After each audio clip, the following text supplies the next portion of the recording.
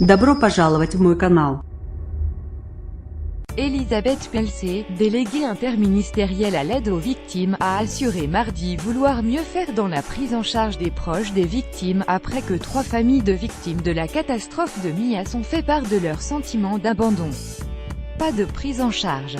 Selon leur avocate, Jeanne Collard, ces 3 familles comptent se constituer partie civile mardi à Marseille, afin d'avoir accès au dossier de la collision entre un car scolaire et un train à un passage à niveau à Millas, qui a fait 6 morts et plusieurs blessés le 14 décembre.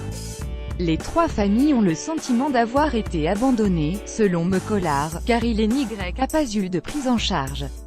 Elle a cité l'exemple d'une de ses clientes, à qui la mort de son enfant venait d'être annoncée, mais dont le corps était à Montpellier. Après plusieurs heures d'attente, elle est partie à Montpellier et personne ne l'a accompagnée. Il faut encore mieux faire.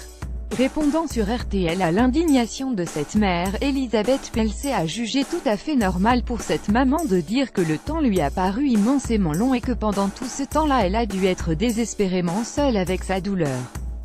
Il y avait autour d'elle du personnel hospitalier, il y avait des personnes chargées de la prise en charge psychologique, mais je pense qu'il faut encore mieux faire, a encore déclaré Elisabeth Pelcé. Elle a dit vouloir réfléchir à la manière dont on peut convoyer les personnes qui doivent se rendre dans un autre hôpital et faire en sorte qu'à l'avenir nous puissions prendre des mesures pour que les personnes qui doivent se déplacer soient accompagnées. Les familles reçues mardi par le maire de Mias. Les familles des victimes qui le souhaitent seront reçues mardi après-midi à la mairie, avait indiqué samedi Robert Taillant, le maire de Saint-Féliu-d'Aval, cette commune des Pyrénées-Orientales, d'où sont originaires toutes les victimes de la collision. Il leur sera expliqué les aides auxquelles elles ont droit par des représentants de l'État, d'associations d'aide aux victimes et de victimes notamment, a expliqué le maire.